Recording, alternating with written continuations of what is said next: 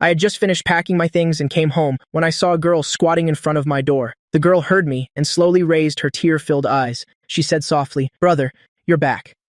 Hearing this, I was a little skeptical. "Who are you? I don't have a younger sister." I only said a few words, and the girl in front of the door suddenly burst into tears. I've always been impatient, and I especially hate it when girls cry. But I swallowed the harsh words I was about to say. I turned and went inside, took out my phone to start a game, but I hesitated and couldn't bring myself to press confirm. I stared at the door for a long time, then I clicked my tongue and went back outside. "How long are you going to sit in front of my house?" The girl was startled by my question, her voice trembling. "I'm sorry, I have nowhere else to go. My parents have passed away and my uncle kicked me out. Brother, before the rain stops, can I stay here for a little while longer?" I looked up and said, "The rain has stopped, so where will you go?" She bit her lip, her teary eyes filled with uncertainty. I don't know. "Come in," I said coldly, then turned and went inside. She stood there stunned. It wasn't until I had turned to go inside that she dared to pull her suitcase in after me. As a result, her soaking wet shoes left watery footprints on the floor. Of course I saw it. She immediately froze and apologized profusely. Unexpectedly, I didn't say a word. I just turned and went into my room. When I came out, I threw a towel straight at her face. Then a pair of slippers was tossed down by her feet. I commanded with a cold expression, "Change your shoes, go to the bathroom, and change out of your wet clothes." She was quite obedient, quickly changing her clothes and coming out. Seeing this, I got annoyed again. "I told you to change your clothes, and you only changed your clothes. Don't you know you should take a shower after being in the rain?" She was about to drag that tattered suitcase into the bathroom again. I finally couldn't help but click my tongue. "Is your suitcase full of money? You take it with you everywhere." Only then did she let go, lowered her head, and went back into the bathroom. I irritably opened my class group chat, but it was all just nonsense. I couldn't stand to look at it. I waited until she finally cleaned herself up, and then I felt a little better. "What's your name?" she answered softly. "Yakinyan." I passed over a pen and some test paper. "Write it down for me." Unexpectedly, she wrote her name on the back of her fair hand. Yakinyan. I looked at those two elegant characters and suddenly asked, "Are you hungry?" Then I bluntly declared, "I'm hungry." Hearing this, she immediately stood up. I know how to cook a few simple dishes." As a result, just 5 minutes later, I saw her coming out of the kitchen, clutching her finger. Fresh blood was seeping from between her fingers. "Is this what you call knowing how to cook?" Her eyes turned red again, and she apologized non-stop. "I'm sorry, I really do know how to cook. It's just that I feel a bit unwell from being in the rain." I looked at her pitiful state, and the fire inside me immediately extinguished. I put my hands on her shoulders and pushed her out of the kitchen. "Get out. There are cookies on the coffee table. By yourself, go get some to eat." She obediently sat on the sofa, but she didn't even dare to touch the cookies. After a while, she saw that the wound had stopped bleeding and got up again, wanting to find something to do. Meanwhile, in the kitchen, I stared irritably at the vegetables in the fridge, with no mood to cook at all. I chopped the vegetables in frustration and threw them straight into the pot to cook with noodles. When I came out, I found Yakinyan mopping the floor. I couldn't help but ask her, "Do you like working that much?" Of course she didn't, but she was more afraid of me kicking her out. I saw through her thoughts with just one glance, but I couldn't make any promises. Sympathy is too cheap. What's the point of saying it? I'm still a student. Besides a dilapidated old house, how much better could I be? I can't support her. That's the truth. The two of us were at a standstill like that, until I placed the bowl of noodles in my hand on the coffee table. "Stop mopping. Come over and eat." Only then did she put down the mop, wash her hands, and quietly sit down. After eating, she proactively went to wash the dishes. I couldn't be bothered with her. I still have school tomorrow. Even if I don't get good grades, I can't be uneducated. By the time I struggled to finish my homework, it was almost 10 o'clock. I turned my head and saw Yakinyan curled up on the sofa, dozing off. Although the rain outside had stopped, I ultimately didn't have the heart to make her leave. "The room on the left has a bed. Go sleep in there by yourself." She immediately woke up and pulled her suitcase into the room. She took a dusty-smelling bedsheet from the closet. She didn't complain at all, just spread it out and even set an alarm for 6 a.m. the next morning. The next day, as soon as I woke up, I saw her busy in the kitchen. Seeing me awake, she smiled at me. "Brother, good morning." I didn't answer. I just finished breakfast and went to school. Before leaving, I still didn't tell her to leave. She watched my back as I rode away on my bike and finally let out a sigh of relief. I didn't get kicked out today. As soon as I left, she cleaned the house from top to bottom. After finishing these chores, she took her books out of her suitcase. After looking at them for a while, tears started to fall again. She knew she couldn't go to school anymore. She guessed what time I would be out of school and cooked dinner in advance. In July, it gets dark late. She sat on the doorstep waiting for me. When I pushed the door open and walked in, her eyes lit up immediately. "Brother?" Her voice was clear and bright, but the desire to please and the caution in her eyes couldn't be hidden. I was originally going to ask why she was still here, but the words that came out were, "What are you doing sitting at the door?" She naturally understood the meaning behind my words, but didn't dare to point it out. "I was waiting for you to come home for dinner." After parking my bike, I smelled the aroma of food as soon as I entered the house. This time I believed it. She really did know how to cook. I went into the kitchen to get the food. She quickly ran over to take it from me. I decisively lifted the inner pot of the rice cooker and placed it on the coffee table. After she served the rice, she placed it in front of me. I looked at her skinny frame and asked, "How old are you?" "I'm 15. I frowned and said, Don't you have to go to school? She held her bowl of rice, lowered her head, and ate. Her voice was a mumble. I passed the entrance exam, but high school isn't compulsory education. As she said this, her voice was already tinged with sobs. I didn't ask any more questions, but I cursed irritably in my mind. After dinner, she insisted on cleaning up again, smiling at me to please me, as if she wasn't the one who was about to cry just a moment ago. I looked at her busy figure, unable to say a single touching word. I pulled my school bag over, wanting to do homework to calm down, but I didn't understand a single word of the math problems. The English test paper made me want to chew my pen to bits. It took me a long time to finish one worksheet. An hour had passed. I rubbed my sore neck. Only then did I remember there was someone else in the house. It takes an hour to wash the dishes? I frowned, feeling that something was wrong. I suddenly stood up and rushed into the kitchen. The kitchen light was on, but it was deathly quiet.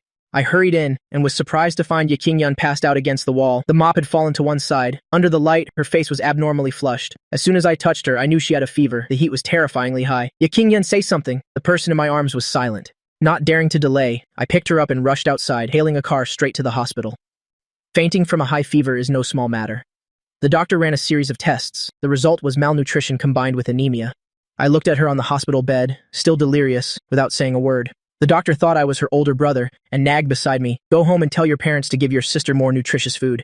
Look how skinny she's become." I sneered internally. She doesn't have parents. When I picked her up, I wondered if she even weighed 30 kilograms. In silence, the doctor told me to push Yakingyun into the IV room. The town hospital at night, the IV room was empty. I chose a spot away from any drafts, and just as I secured the bed, I heard her sobbing. "Don't leave me." Her voice was like a wet cotton ball, weighing heavily on my heart. Just then, my phone vibrated nonstop. It was a message from Li Zicheng. Mixed in with a bunch of nonsense was the main point. I only replied with 2 words, "Send it." As a result, the next second he asked, "The beauty of Class 3 is having a birthday party. Are you coming?" I ignored him completely and opened the business card he sent. It was a client who wasn't short on cash, but the person talked too much nonsense, asking about this and that. I was losing patience when a nurse came to remind me to give Yakingyun some water. I didn't have the mind to deal with it anymore. I sent a direct message, 1 week, 30% deposit. Then I turned off my phone and went to get a cup of warm water. I clumsily used a cotton swab to dab water, moistening her chapped lips. Perhaps she was thirsty. She sipped at it bit by bit. She seemed to have woken up, calling out, "Brother," before falling back asleep. I crumpled the paper into a ball and logged into the client's game account. I'm not good at studying, but I'm a top-tier gamer. Taking boosting orders is my livelihood. I didn't want to take any orders since it was almost the end of the semester. Yakingyun's medical expenses tonight cost almost 2,000. I have to earn this money back. After playing 4 games straight, my back and waist were aching from sitting. I stood up to stretch my limbs and then walked out of the IV room. Yakingyun had just opened her eyes to find herself in an unfamiliar place. Her heart clenched. She subconsciously called for me, "Brother." The strong smell of disinfectant made her realize immediately this was a hospital. She was all alone in the IV room. On the chair next to her were medicine and the hospital bill.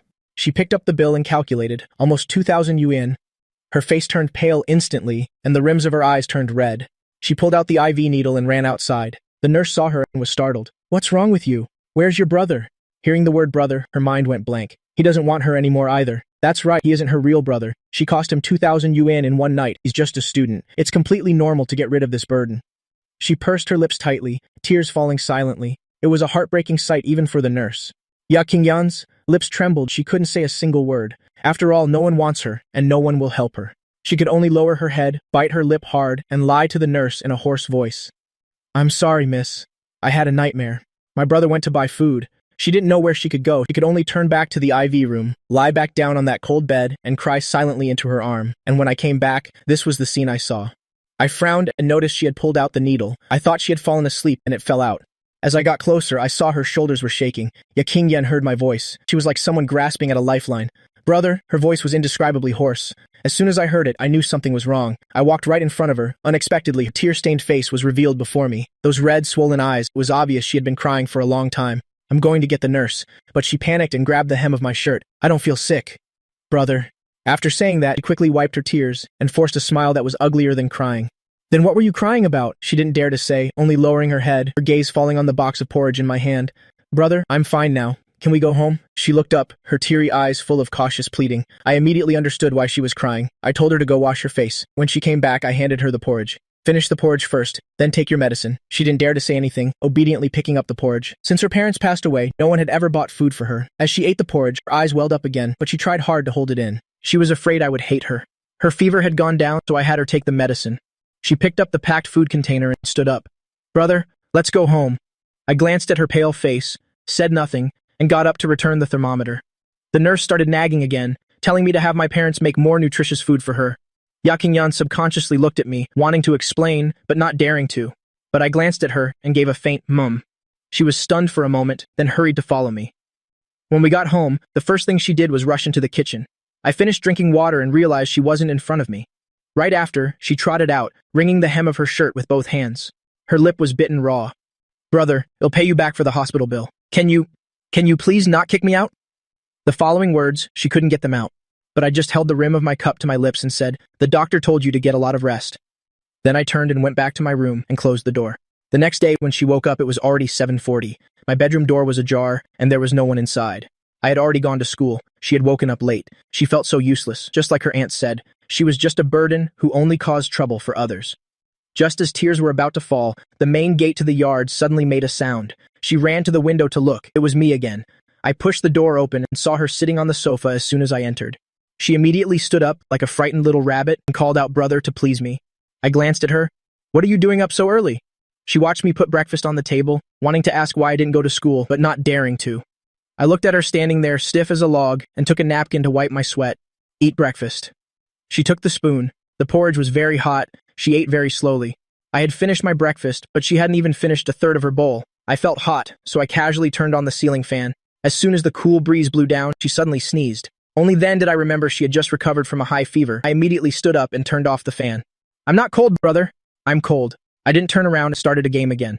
When she heard me say that, a lump formed in her throat. She almost couldn't swallow that spoonful of porridge. She secretly glanced at me from the corner of her eye, accidentally meeting my gaze, and she frantically looked away. After taking her medicine, she saw that I had just finished a game and reported, "Brother, I've taken my medicine." I didn't understand why she had to tell me she took her medicine. But seeing the hint of a smile in her eyes, I still grunted an through my nose. The game started. I was about to get some water. I reached out my hand and then pulled it back. "Whatever, you'll deal with it after this game." Unexpectedly, she asked tentatively, "Brother, do you want some water?" I was talking to my teammates through my headset, so I didn't hear clearly, not until I finished the conversation. Reached for the cup, only to find it was already full of water. Looked towards her. "Thanks, it's nothing." She quickly waved her hand. "It's just a glass of water." During a break from the game, the living room was unusually quiet. I put down the glass of water and saw her staring at the books on my table. I raised an eyebrow. "Want to read them?" She jumped in surprise and hurriedly denied it. "No, I was just spacing out." I tossed the book next to her. "If you want to read it, just read it." It was an 11th grade English book. I suddenly remembered she hadn't attended high school, so I pulled out all the 10th grade textbooks from my bag and tossed them all to her. "Read them." She looked at those books with longing, but didn't dare to open them. "Can I go take a shower?" "Do whatever you want. I'm not stopping you." She didn't seem to notice my impatience, said, "I'm going to take a shower now," and ran into her room. I looked at the history book on the sofa. My gaze wavered slightly. My teammate Lisa Cheng was shouting in my headset, "Yang Feng." I had originally muted my mic, but today I made an exception and spoke. "I remember you have a relative who is a grade director at Hoa, my high school." Lisa Cheng was stunned. "Brother Feng, why are you asking about this? Is it easy for transfer students to get into their school?" "That's a private school. The tuition alone is 30,000 a year. I'm not an avid learner." I sounded impatient. I cut him off directly. "Just ask what I told you to ask." Yakinyan came out after her shower. She noticed I wasn't playing games anymore. I was now leaning back in my chair, resting with my eyes closed. It was then she realized it was the weekend, and I had the day off. She tiptoed, but still woke me up. She immediately stood at the door like a child who had done something wrong. "I'm sorry, brother." I frowned and asked where she was going. "I'm going to buy some groceries." I picked up my phone to check the time, then got up and wheeled my bicycle out. "What do you want to eat?" She just whispered again. "Anything is fine, brother." I couldn't be bothered to ask more. I got on my bike and left. When I returned, my handlebars were hung with several bags of groceries. She had actually been waiting for me at the door all this time. Seeing me return, she immediately stood up to greet me. She wanted to help me carry the bags, but her hands reached out halfway and then pulled back, afraid of dropping things. After I parked the bike, I carried the groceries straight into the kitchen, but she was like a shadow, following my every step.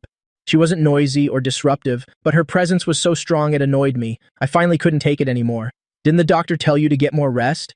She immediately became flustered. "I'm sorry, brother, I was annoyed to death. My life was already bad enough. Now I'm stuck with a nuisance I can't get rid of." But when I saw her cautious eyes, I couldn't bring myself to say the word, "leave." I let out a sigh. My tone was no longer so harsh. "Oh, rest, I'll cook." She nodded obediently. Only then did she turn and leave the kitchen. After that, she indeed didn't dare to move around carelessly. After I went to school, she would take out my old textbooks and read them over and over, frantically memorizing them. In just 3 or 4 days, she had actually memorized all the classical poems and 10th grade English vocabulary. The days seemed to pass peacefully like this, until Thursday noon, I suddenly returned. What surprised her even more was, the people who came back with me were 2 police officers. The moment she saw the police, her face turned pale. She staggered to the door. Her hands gripped the door frame tightly. "Brother, you don't want me anymore either?" A young girl kicked out by her relatives. The heavy rain lashed mercilessly at her. Helpless, she stopped in front of my house. I had just moved in and looked at her doubtfully. She looked at me with tear-filled eyes. "Brother, before the rain stops, can I stay for a little while?" I let her into the house, but after the rain stopped, she didn't want to leave. Her parents had passed away. She had nowhere else to go. She took on all the housework just so she could stay here. But a week later, I called the police because aside from having a place to stay, my conditions weren't much better than hers. I was clearly her last resort, but her voice was so soft it was almost inaudible. "Brother, you don't want me anymore either." The sunlight happened to shine in her eyes. The glint of tears in that moment stung my heart, but in the end, she still turned and got into the police car. I watched her slowly drive away until she completely disappeared from sight. "I'm sorry, Yakingyan." After returning home, I found the house uncomfortably quiet. She had only stayed for a week, but traces of her were everywhere in the house. The girl who desperately did housework had immediately made the room clean and tidy. The old room that was never aired out now had curtains fluttering in the breeze. I looked at the neatly folded blanket and couldn't help but want to erase its existence, so I stuffed the blanket into the closet, wanting everything to go back to how it was before she came. Suddenly, a paper envelope fell out. I thought she had left me a letter, but I didn't dare to read it at all. I threw it straight into the trash can. Done. I stood in front of the trash can, feeling a lump in my throat. I casually kicked it. The trash can rolled over. The envelope and its contents fell out. It was money. I was stunned. I bent down and picked up the envelope and poured the money onto the table, a total of 637.8 yuan. No more, no less. It was the exact amount for the medical bill she was paying me back. Suddenly, I remembered her at the hospital that night. I had bought porridge back. She was curled up at the head of the bed, crying secretly, and when she saw me, her face was filled with surprise and joy. I didn't dare to look at this money at all. I casually covered it with a notebook, then quickly took out my phone to start a game, just wanting to escape, not daring to face it. At the same time, Yakingyan was taken to the police station. A policewoman took her into a room, trying to understand her situation. However, other than quietly saying thank you after receiving water, she didn't say another word. The policewoman saw that she didn't want to talk, so she could only sit with her patiently for a while. Seeing there were still no results, she quietly left to give her some time alone. Half an hour later, the policewoman returned with milk tea and asked gently, "Do you like drinking milk tea?" She glanced at the milk tea and shook her head. Still not saying a word, she knew her situation all too well. The moment she opened her mouth, she would be sent back to her youngest uncle's house. Her aunt wouldn't say anything in front of the police, but she could push her out the door behind their backs. Ironically, she still had relatives. She was almost 16. The orphanage wouldn't easily take her in. She understood all of this very clearly, but there was no way to change anything. The police saw she didn't touch the milk tea and could only feel helpless. It was getting dark. The world outside was growing colder. Seeing it was almost time to get off work, the atmosphere in the room was still dead silent. Finally, the policewoman asked again, "What do you want to eat?" But Yakingyan just shook her head. She finally spoke. Her choked voice was startling. "I'm not hungry." The policewoman stood up, intending to smooth her hair, but felt dampness as soon as she touched it. Realizing she had actually been crying the whole time, the policewoman said nothing more, just tactfully pretended not to notice, and turned to leave. For the next 2 days, Yakingyan remained silent at the police station. The police were truly out of options, and could only contact a relief station to take her in for the time being. That day happened to be a weekend, and the sky was clear after the rain, but no matter how blue the sky was, no one was in the mood to admire it. The policewoman taking her was not the original one, it was someone else. The atmosphere was even colder. Yakingyan stood to one side, head down, pulling her suitcase, only able to hear the policewoman and the person in charge of the relief station discussing her situation. After they finished talking, the policewoman patted her shoulder. "Stay here for a few days first. If anything happens, talk to this lady. She will help you." The staff member smiled at her. "My name is Li Jing. You can call me Sister Jing Jing. What's your name, little sister?" She hesitated to speak. "Yakingyan," Li Jing said with a smile. "The sun is too strong. Let's go inside and talk." She reached out to help with the luggage, but she reflexively pulled her suitcase aside. At that moment, she bit her lip hard and finally looked up at the policewoman. "I want to go to my youngest uncle's house." This was the first time she had spoken voluntarily in 2 days. The policewoman and Li Jing looked at each other and ultimately decided to respect her wishes. "Where is your youngest uncle's house?" "We'll take you there." However, she actually had no idea of the address. Even though she had lived at her uncle's for half a year, she had almost never left the house.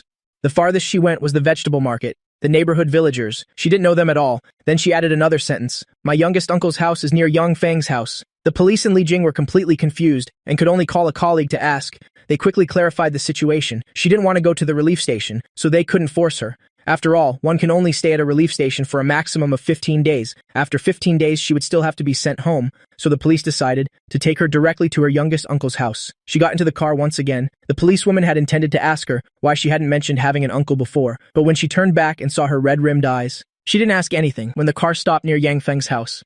I was just wheeling my bicycle out of the yard. In an instant, I saw her. At the same time, King also saw me. She reflexively wanted to call out to me, but held back and didn't speak. After all, even her own flesh and blood uncle didn't want her. I had no blood relation to her. How could I bear this deep burden of hers? She gritted her teeth and clutched her suitcase tightly. Her eyes were full of stubbornness and forbearance. King looked away, not looking at me, and just turned to the policewoman who had gotten out of the car and whispered, "Officer, my uncle's house is just ahead. I'll go by myself. Is that okay?" The policewoman was in a bit of a difficult position. Procedure required them to escort her directly to the door. She gently tugged the policewoman's hand, her voice even softer. "Officer, I ran away on my own a few days ago. If you take me back, my youngest aunt will fight with my youngest uncle." This was the first time King had lied. She didn't dare to look at the other person at all. She just lowered her head and gently tugged the policewoman's hand. In the policewoman's eyes, her appearance was all the more pitiful. Since King had been taken to the station, she hadn't spoken much. No matter what they asked, she wouldn't speak. The policewoman and the male officer with her discussed for a moment, and in the end, they didn't make things difficult for King. "We won't take you over there. We will watch you go in from here." King bit her lip. "Nod. Dead. Thank you, officer. Officer. Besides, thank you. And sorry." King didn't know what else she could say. She pulled her suitcase towards her youngest uncle's house, each step very slow. King youngest uncle's house was not far from Yang Feng's. The day she was kicked out, she didn't go very far, a distance of 20 or 30 meters. No matter how slowly she walked, King arrived at her youngest uncle's door. Looking in through the yard, the window inside was open. A family of 3 was having dinner not far away. At the door of Yang Feng's house, the police car that brought her was still parked there. King stood for 2 seconds and went forward to ring the doorbell. Zhengping came to open the door, muttering curses. When he saw King, he was stunned for a moment. "Little Qingyan?"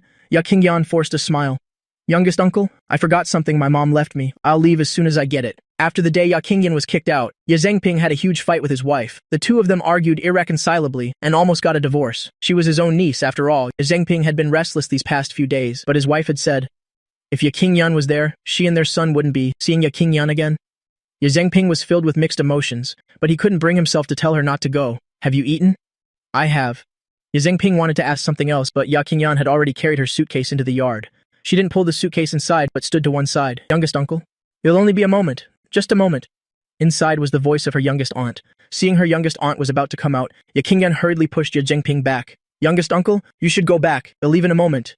King smiled again. Zhengping's heart ached watching her. He looked away and silently turned back inside. As soon as Zhengping entered the house, he was glared at by his wife. "Who was that?" "Someone asking for directions," Zhengping said casually, but his wife didn't believe him. "Asking for directions took that long? It wasn't some little temptress, was it?"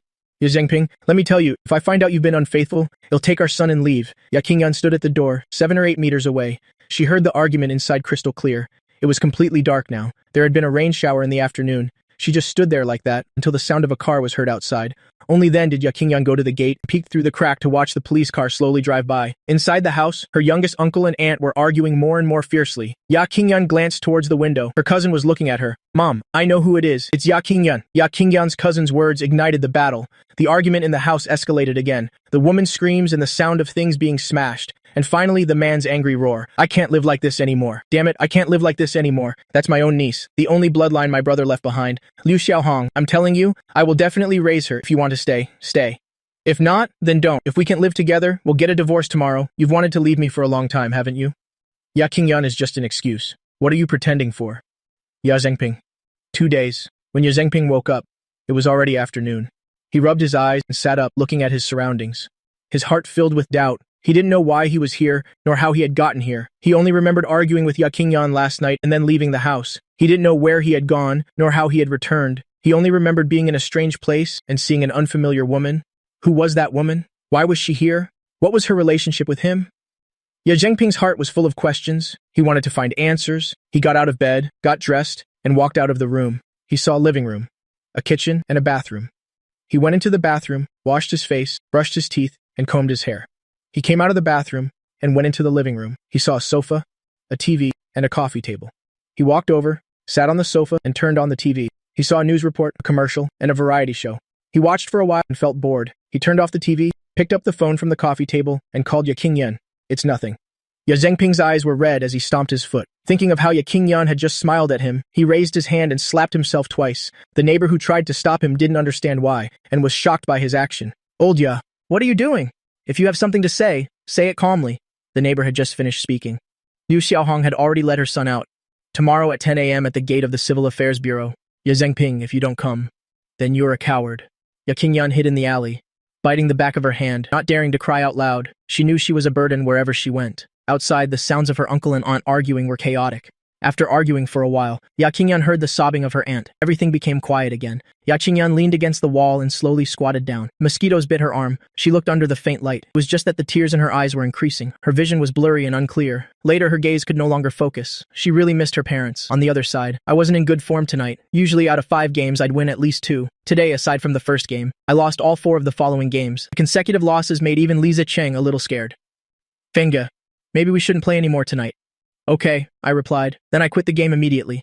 Lisa Cheng's "What's wrong with you?"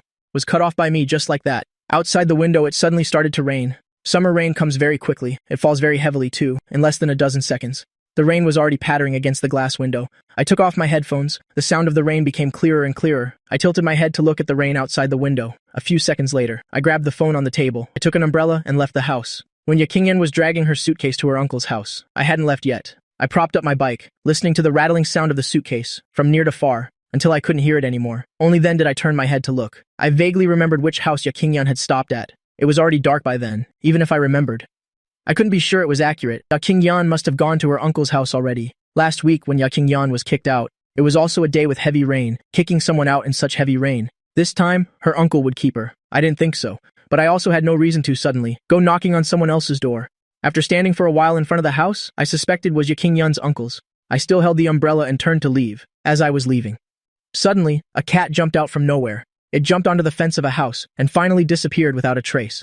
I subconsciously turned my head to look. After realizing it was a cat, I retracted my gaze. At this moment, a car drove past. Its headlights shone into the narrow alley beside me. The fleeting light made me see that a suitcase was placed next to the wall of the narrow alley. It was Yakinyan's suitcase. This rain was still falling. The rain hadn't lessened at all. Even though I was holding an umbrella, my pants were already more than half wet. Holding the umbrella, I walked over to the suitcase. I took out my phone and turned on the flashlight.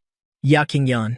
The light illuminated the darkness. Only then did I see Yakinyan squatting beside the suitcase. Hearing the familiar voice, Yakinyan thought she had misheard, until that light shone on her. She finally lifted her head. Her fair face was covered with strands of hair wet from the rain. Her messy hair covered most of her eyes, but I didn't need to see clearly. I could imagine how those eyes looked right now. The two of us looked at each other for 2 seconds. I lowered my eyes. I reached out and pulled her to her feet. "Can you walk?" Yakinyan had been squatting for over an hour, being suddenly pulled up by me. Her vision immediately blurred. She almost couldn't stand steady. I held her firmly. Yakinyan came to her senses. She subconsciously took a step back. A very small step, but I felt as if something had given a sharp tug inside my heart. I handed her the umbrella. Yakinyan said nothing. She just shook her head. I pushed the umbrella straight into her hand. Then I squatted down in front of her. "Get on." But the person behind me didn't move. The umbrella was in Yakinyan's hand. I was squatting. The rainwater quickly soaked the exposed part of my hair. Yakinyan quickly noticed. She held the umbrella forward. The cold rainwater suddenly stopped falling on me. I looked up. My gaze reached the edge of the umbrella. "Get on. I'll leave tomorrow." The girl who had been silent for a long time spoke. Her voice was hoarse and low. Suddenly a terrifying clap of thunder lit up half the sky. Yakinyan was startled. She lost her grip on the umbrella. It fell on me. I picked up the umbrella and stuffed it back into her hand. "I need you." Yakinyan. The young man's voice was clear, yet it carried a certain deep solemnity. Yakinyan bit her lip. Tears and rainwater mixed together. She could no longer distinguish whether there were more tears or rainwater on her face. Another clap of thunder sounded. I lost my patience. I turned around, about to ask what she wanted, but then I saw her biting her lip and crying. She always seemed to be crying, and yet, on the day the police took her away, she smiled at me. Thinking about that day, I suddenly wasn't angry anymore. "I won't let anyone take you away again. I'm sorry. I've never bowed my head and admitted I was wrong to anyone in my life." "Yakinyan, get on!" I called out once more. This time, Yakinyan didn't just stand there. She held the umbrella and leaned over to lie on my back. I pulled her suitcase and walked out of the narrow alley. After 3 days, she was back at my house again, without me having to say anything. Yakinyan went to take a bath on her own. When she came out, I had already changed into different clothes. My hair was still wet. I was leaning against the door frame, talking on the phone with someone. On the table was a glass of dissolved medicine powder. Seeing her come out, I pointed at the still steaming glass of medicine and told her to drink it. Yakinyan nodded. She sat to one side and picked up the glass, taking small sips. Yang Feng hung up after a short phone call. He stood at the door for a moment. "Go to sleep early. Tomorrow morning, come to school with me." Hearing me say this, Yakinyan's hand, holding the glass, trembled. "Brother? What? You don't want to go to school?" Yakinyan lowered her head. She wanted to say she didn't want to, but she couldn't bring herself to say it. She wanted to go to school. She wanted to go to college. She wanted to get a good job to repay Yang Feng. "Remember to bring your report card tomorrow, your household registration book and ID card." After I finished speaking, I turned and went inside. Only Yakinyan was left in the living room. The rain outside the window had subsided a lot. She tilted her head back and drank the glass of cold medicine in one go. She went back to her room and opened her suitcase. She took out the household registration book, report card, and ID card that Yang Feng had mentioned after her parents passed away. Only her name was left in the household registration book. Around the time Qingyun took her high school entrance exams, her mother's illness worsened, but her parents, not wanting to affect her exams, neither of them said anything, even though they didn't say it. Qingyun could sense it. She could only work harder. Her high school entrance exam scores were very good. She could choose any of the top high schools in the city. The day her parents found out about her scores, the family of 3 still held a small celebration at the hospital. It's just that less than 2 days later, something happened to Qingyun's father. Qingyun reigned in her thoughts. She didn't allow herself to think about these things anymore. She'd already cried many times today. Her eyes were swollen. Qingyun wiped her tears. She neatly put her things aside, then she took her phone and set an alarm for 6 a.m. tomorrow. After doing all this, Qingyun got into bed. The room was exactly the same as when she left. She shook out the blanket. Something fell out. The room was exactly the same as when she left. She shook out the blanket. The envelope she had tucked into the blanket that day fell out. Qingyun bent down to pick up the envelope. Inside was all the money she had before she left that day. She had left this money behind. She wanted to repay the medical bill from that day. Qingyun knew this bit of money wasn't even enough to cover half of what I spent that day, but that was all the money she had. Qingyun placed the envelope under her pillow. She turned off the light and lay on the bed. During the 2 nights at the police station, Qingyun barely slept. These past few days, she felt like a drifting water fern. She didn't know where she would end up, nor did she know where she could stop and rest. Today, when she was standing at the entrance of the relief station, she was suddenly afraid. She told the policewoman that she was going to her uncle's house. In reality, she just wanted to come back and see brother Yang Feng again. Qingyun knew she was being despicable, taking advantage of my pity, to make me tie myself to this burden. But she really didn't know what to do. She was almost 16 years old. Even if she were sent to an orphanage, no one would adopt her anymore. Besides, she had relatives. She wasn't eligible to be sent to an orphanage in the first place. If the people from the relief station took her back to her uncle's house, making it known to everyone, they would definitely not spare her. The moment she was kicked out of the house by her uncle, Qingyun knew she had been abandoned by them. Adults' decisions were always decisive. Their compassion seemed to have long since worn away. But I was different. She knew I wasn't like them. I'm sorry, brother Yang Feng. Qingyun had a dream. She dreamt that her parents were holding hands, standing on the other side of the river. They smiled and said to her, "Yan is so good." She wanted to hug them, but they waved their hands and said she couldn't. Qingyun asked them why not. They said the time hadn't come yet. Then they said they had to go. "We'll come visit you again next time." They told her to study hard. She chased after them, asking them to take her with them. But no matter how she chased, Qingyun couldn't catch up. When the phone's alarm rang, Qingyun realized she had been dreaming. 6 a.m. Qingyun raised her hand to wipe away the tear at the corner of her eye. She folded her blanket and got out of bed. She left the room. I wasn't awake yet. There weren't many ingredients in the fridge. Qingyun found some dried noodles. She boiled water and put the noodles in. 6:30. Alarm went off. I frowned and turned off the alarm. I intended to go back to sleep. Just as I turned over, I suddenly thought of something. I bolted upright in bed. When I walked to the kitchen, I heard a noise inside. My sleepiness immediately vanished by more than half. Seeing Qingyun scooping noodles in the kitchen, I lifted my foot and kicked the door. Qingyun jumped in fright. She almost dropped the bowl of noodles in her hand. She put the bowl down. She turned her head, saw me, and said with a smile, "Brother, you're awake. She cried too much yesterday." Qingyun's eyes were still swollen. Her smile wasn't very pretty right now, but her clear black and white eyes shone with a glimmer of light. It made me frown slightly. I walked over and picked up the bowl of noodles she had just put down. "What are you doing up so early?" Qingyun followed behind me with chopsticks. "I went to bed early last night." I placed the 2 bowls of noodles on the table. I turned around and went back to my room to change into my uniform. Then I went to wash my face. After finishing these things, I came out. I found a bowl of noodle soup next to my bowl of noodles. "Brother." Qingyun handed me the chopsticks. Only then did I avert my gaze and sit down to eat the noodles. I have a big appetite. I finished a bowl of noodles in just a few bites.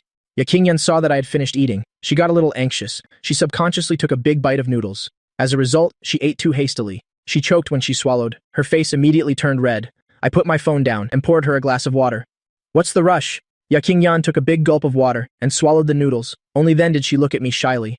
"I'm not in a hurry." I couldn't be bothered to expose her. I leaned back against the chair. I grabbed my school bag and took out a math test from inside. I randomly filled in the multiple choice section. Then I wrote the word solution for the open-ended questions. Anyway, my grades were always terrible. There was no difference between writing randomly and writing seriously. After finishing the math test for show, I took out the physics test and did the same. It only took 7 or 8 minutes. I had easily finished the 2 tests. Noticing the gaze from the side, I glanced up slightly.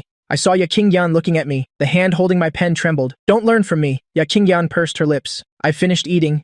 "Brother." After she spoke, she stood up with her bowl and chopsticks and walked towards the kitchen. Before I could even speak, she had already disappeared from the living room. I averted my gaze. I looked down at the physics test in my hand and shoved it straight into my school bag. The sunlight before 7 a.m. was still gentle. My mountain bike can't carry a passenger. So I took Yaqingyun to school by bus. The final exams were in 2 days. For the past few days, students had been coming to school quite early in the morning. When I got off the bus with Yaqingyun, I ran into quite a few familiar faces. Yang Feng, where's my bike? A tall, skinny boy cycled up beside me. I paid him no mind. The other person seemed used to it. He started asking about something else. What was wrong with me last night? I lost 4 games in a row. Can I even continue with this game-boosting order? It's hot, and it's the peak time for going to school. The school gate was full of students. I was getting a little impatient. How many points do I plan to get on this final exam? As soon as this was mentioned, the boy fell silent. After speaking, I turned back to look at Yaqingyun, who was some distance from me. 4 or 5 steps away, Yaqingyun heard me call and jogged closer. Brother, why are you standing so far away? Get closer. The school gate will be even more crowded later. After entering the school, I took her to find the head of the admissions office. Yaqingyun's situation was quite special, and I wasn't her guardian, so enrolling wasn't that easy. I was also mentally prepared. If it really didn't work out, I would have Yaqingyun study at Huame School. The head of the admissions office was non-committal. He only said it needed to be discussed. Yaqingyun's household registration was here. Logically, she should be able to enroll, but her high school entrance exam scores were from last year. The two of them left the office. It was now close to the start of the first period. Do you remember the way back? Yaqingyun nodded. Yes, I do, brother. I looked at her for a moment. I took out the loose change I had and gave it to her. Turn left at the main school gate. The bus stop is 200 meters away. To go home, you have to cross to the opposite side of the road and take bus 23 or 17. Get off after 3 stops at the Data Odi station. I wanted to say more. The warning bell for class rang at that moment. Yaqingyun heard it. She took the loose change Yang Feng gave her. Brother, you should go to class. I'll go home. After she finished speaking, the corners of her lips curved up. She smiled. Fine then, don't go back. There's a coffee shop across from the school. Go over there and wait for me. Brother, I can get back on my own. Yaqingyun wanted to say something else. I said one sentence. There's a small bookstore in the coffee shop. When Yaqingyun heard this, she no longer insisted on going back by herself. I'm in class 11-9. If anything happens, come find me. Got it? I got it, brother. You should go to class. It's not good to be late. I was choked by her words. I had no choice but to run to class. The literature teacher and I arrived at the classroom door at almost the same time. Unsurprisingly, I got scolded again. The literature teacher gets annoyed just by looking at me. He made me stand outside. Luckily, this class ended quickly. As soon as class ended, 2 boys ran over to ask me, Feng, who was that girl this morning? I brushed the hand off my shoulder. My little sister. Don't get any funny ideas, seeing this expression. The 2 boys didn't dare to speak nonsense anymore. The last class of the morning ended. I casually grabbed 2 test papers, shoved them into my bag and went out. Feng, where are you going for lunch? Yang Feng was about to speak, when the class president suddenly walked over. Yang Feng, the head teacher wants you to go to his office. 10 minutes later, I looked at Yaqingyun's high school entrance exam report card. I let out a soft tisk. Even though Yaqingyun looked like a good student, I didn't expect her grades to be this good. After Yaqingyun left Tom Trung School, she immediately saw the coffee shop across the street. During school hours, there was almost no one in the coffee shop. The second floor was the bookstore I mentioned. There were a lot of books, but not all the books had their plastic wrap removed. Yaqingyun chose a classic book, found a corner and sat down to read quietly. She liked to read. Before what happened to her mother. After finishing her homework, she would quietly read extracurricular books. Later, her mother was diagnosed with cancer. Her father worked desperately to earn money. After school, she tried to do all the housework. There was no longer any time to read extracurricular books. There was no one at the bookstore on the second floor. Occasionally, an employee would come up to arrange the books. Yaqingyun was embarrassed. She wanted to order some food, but after looking at the menu, she blushed and put the menu back in its place. Waiting until after the staff went downstairs, she went over and picked up a book to continue reading. Yaqingyun wanted to finish this book. She read with great concentration. Without realizing it, more than 3 hours had passed. It was time for Tam Trung Hai's lunch break. Students started coming into the cafe. When I found Yaqingyun, she was standing in the corner by the bookshelf, hugging a copy of The Hunchback of Notre Dame and reading it. It was after school. Quite a few students were having snacks at the second floor book cafe. I had been standing in front of Yaqingyun for a while, but she still hadn't noticed me. Is it that good? I reached out and covered the book with my hand. With the book covered, Yaqingyun finally looked up when she saw me. Her eyes clearly lit up. Brother, have you eaten yet? Yaqingyun shook her head, taking out the change I gave her this morning. From her pocket, Yang Feng didn't take it. What do you want to eat? Can we eat at home? Yaqingyun glanced at the page, memorized the page number and closed the book, putting it back in its place, then turned her head to look at me, waiting for my response. I didn't say yes or no. Let's go. Yaqingyun looked down at the money in her hand. Brother, I don't have anywhere to spend money. I pushed open the glass door and glanced back at her. If I gave it to you, then just take it. Yaqingyun didn't dare to offer the money again, and had to put it back in her pocket. There were quite a few people at the bus stop at this time. I'm pretty well known at school after all. I have the face of a school heartthrob. In the past, many female students have given Yang Feng love letters, but I've never responded to any of them. I'm used to coming and going alone. Now I have a girl walking beside me. Many people took out their phones to take pictures, wanting to get some gossip, I noticed, and reflexively stepped a little closer to Yakinyan. My hand hovered around her waist. Come here a little closer. Just then, a bus arrived and many students pushed forward. Yakinyan thought I was afraid she would get pushed and obediently moved behind me. Feeling her move behind me, I tilted my head to look and my eyes met Yakinyan's. Yakinyan is so thin, but her eyes are very big. Every time she meets my gaze, she always smiles. When she smiles, the light in her eyes becomes very bright. I don't know what she's smiling so foolishly about. Following me, at most, will only keep her from starving. Seeing that I didn't say anything, Yakinyan called out, Brother, it's nothing. I averted my gaze and frowned at two female students secretly taking photos on the right. I pushed my tongue against my right molars, suppressing my anger. Brother, the bus is here. Just as I was about to go over and make them delete the photos, Yakinyan tugged on my backpack strap. I looked ahead, and sure enough, the bus had arrived. It was already 12:30 when we got home. I had to be back at school before 2 p.m. There was clearly not enough time to cook. I went to a nearby supermarket and bought a bag of frozen dumplings. As soon as we got home, the bag on my handlebars was taken by Yakinyan. Brother, I'll go boil the dumplings. You can play some games for a bit. After a while, Yakinyan could find her way to the kitchen with her eyes closed. After speaking, she disappeared down the hallway. After parking my bike, I thought about what my head teacher said and took out my phone to buy some practice exams online. Yakinyan's high school entrance exam scores were very good. Tamtrung isn't a key high school. If they admitted students based on high school entrance exam scores, with Yakinyan's results, a student like her would never end up at Tamtrung, so the school administration didn't want to pass up such an outstanding student. But there was a condition for enrollment. At the beginning of August, I have to take Yakinyan to the school to take the transfer student exam. Yakinyan's entrance exam scores were indeed excellent, 13th in the entire city, but no matter how excellent, she hadn't been to school for a year. The head teacher's intention was for me to tutor Yakinyan. I felt that with my academic record, tutoring Yakinyan would just make things worse, wouldn't it? I don't have money for tutoring classes either. All I can afford are workbooks and practice tests. I looked for a while and found that there's a trick to buying workbooks and practice tests. A bad student like me has no idea which ones to buy, but I'm not the type to pretend I know everything. If I don't know something, I don't force it. Anyway, Li Zicheng has many relatives who are teachers. I directly transferred 500 yuan to Li Zicheng and asked him to help me buy them. Li Zicheng has known Yang Feng for so many years. This was the first time he'd ever heard me say I wanted to buy workbooks. He suspected he had misheard. Brother Feng, did you type that wrong? Are you sure you want high school entrance exam workbooks? Even taking a huge step back. Even if you wanted to work hard, you're already in 11th grade. Shouldn't we be buying college entrance exam prep books? In the past, I wouldn't have replied to these pointless messages from Lisa Cheng, but this time I had to. For middle school, I'm buying them from my sister. What sister? One you met while gaming? Haven't you never had an online relationship? Another bunch of nonsense. I just turned off my phone screen and put it on the table, pulling a practice test from my bag to work on. Lisa Cheng is so annoying. The test is annoying too. I know all the words individually, but put together, they're so confusing. When Yakinyan brought out the dumplings, I was grim-faced, scribbling nonsense on the test paper in my hand.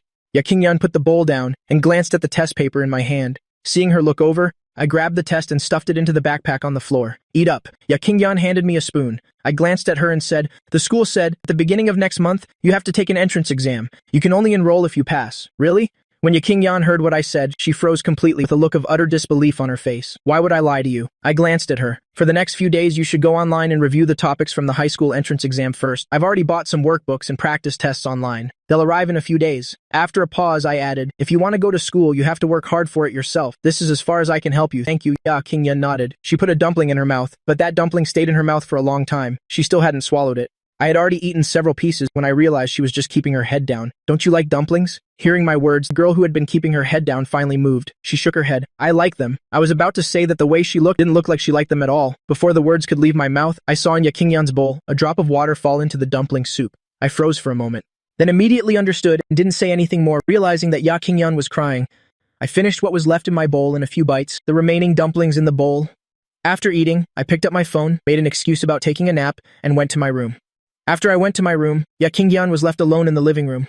Only then did she dare to lift her head, took a tissue from the side, and wiped the tears from her face. She didn't want to cry, but the tears just wouldn't stop. That's why she didn't dare to look up or dare to speak, afraid I would find out and be unhappy. I let her stay here. I didn't kick her out. Yakinyan was already very content. She really wanted to go to school, not because she liked school, but because she understood clearly that only with a good education could she find a better job in the future. But she also understood that I was just a student too. I didn't have the means to support her education. She had never imagined, nor dared to imagine, But just now, brother Yang Feng had told her that as long as she worked hard, she could go to school. She just needed to try her best on the exam. Taking exams was what she was best at. She had stayed at her paternal uncle's house for over half a year, but her uncle and aunt had never once thought about sending her back to school. Now Yang Feng, who was no relation to her, was saying he wanted to send her back to school to let her study after her parents passed away. What Qingyun endured the most was the coldness and dislike from her relatives. It had been a long time since anyone had considered her feelings. The tears flowed more and more. Qingyun finally couldn't hold it back and covered, her eyes sobbing after learning she could go to school. Qingyun's life was no longer aimless. Doing schoolwork again after a year off, she had indeed forgotten a lot of knowledge. In other aspects, she was thin-skinned, but when it came to studying, at school, if she encountered something she didn't understand, she'd ask the teachers or her classmates. Now there were no teachers or classmates, so Qingyun asked me. Qingyun knew I had final exams these past few days. She didn't dare to bother me much, just used a notebook to write down the concepts she didn't fully understand. On the day my final exams ended, the workbooks I asked Li Zicheng to buy also arrived. 500 yuan worth of workbooks, exactly 10 books. Li Zicheng's backpack had never carried so many books. I tossed my backpack to him, put them in here. Having just finished finals, everyone was a little relaxed. I had just given the backpack to Li Zicheng when a male classmate came over and asked if I wanted to pull an all-nighter gaming tonight. Yang Feng didn't even look up. No. Beside him, Li Zicheng laughed as he put the books in the bag. Who wants to game with you? The new season just started. Brother Feng got a big order. What big order?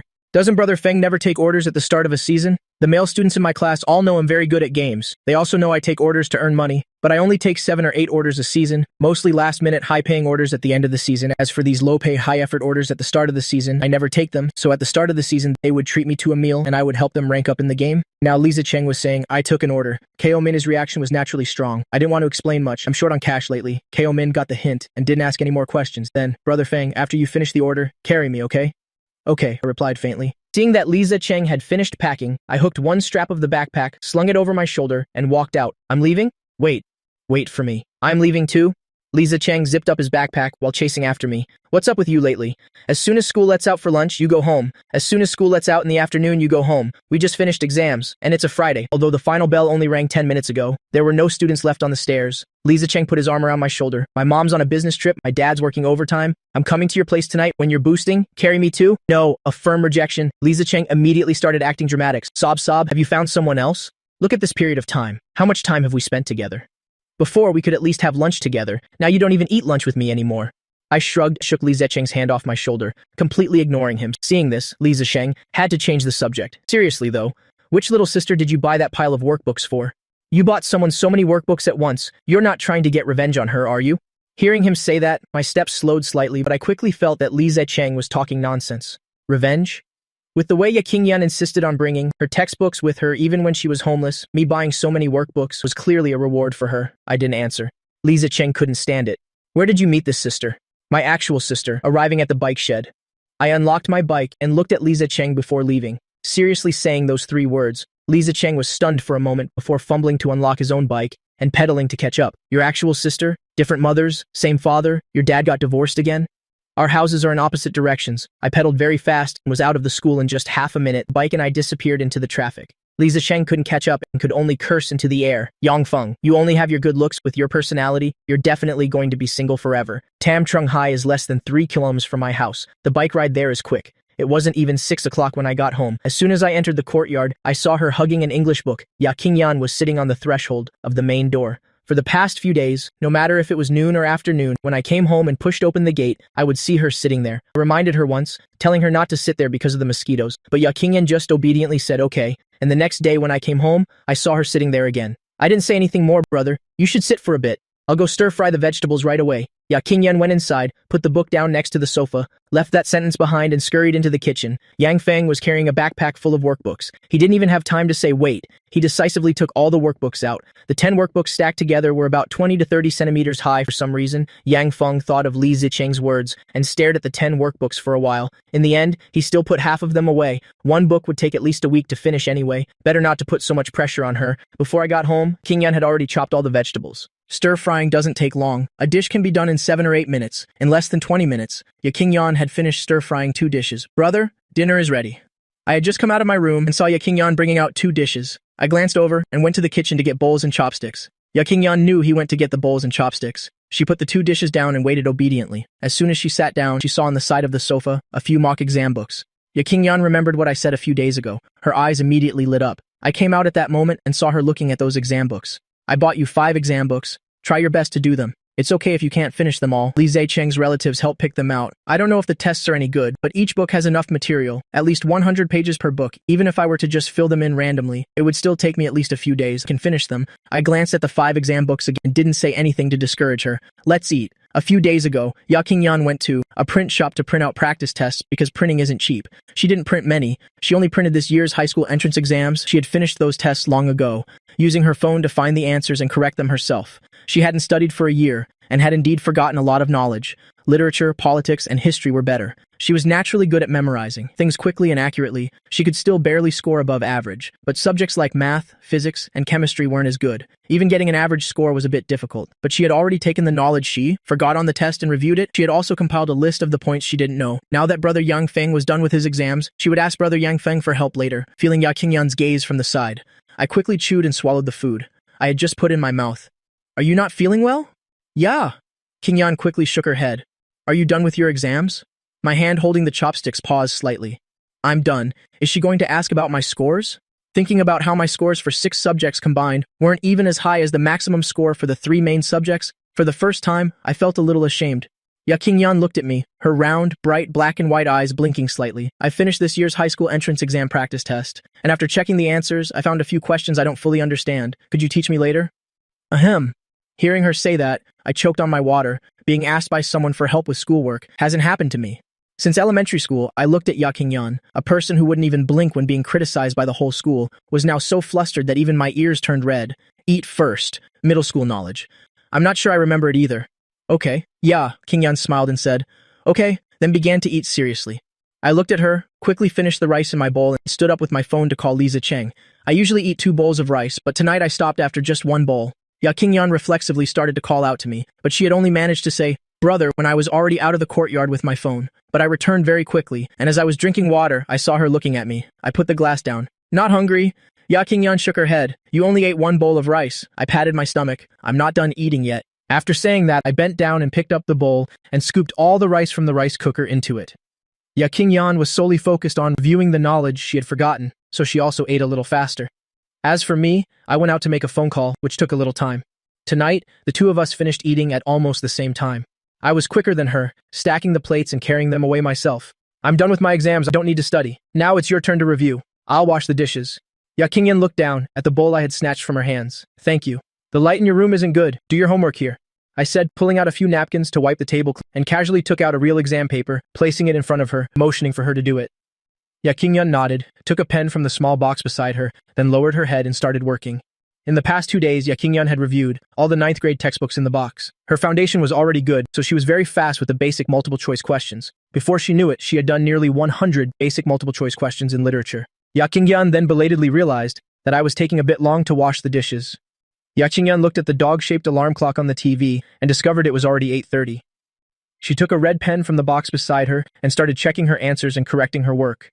In the past, Ya Qingyan never lost points on basic questions. This time, out of 96 questions, she only got 8 wrong. Ya Qingyan was still very satisfied with this result. She didn't rush to collect the basic questions she got wrong. Ya Qingyan still remembered what she said during dinner, but after I went to wash the dishes, I didn't come out again. She went to her room to get her mistake notebook and stood in front of my door, knocking. Brother. The door wasn't closed and the light was on inside. Ya Qingyan knew Yang Feng was in there. She waited for a moment but didn't get a reply from Yang Feng, and she didn't dare to go in, so she had to go back to the living room to sit.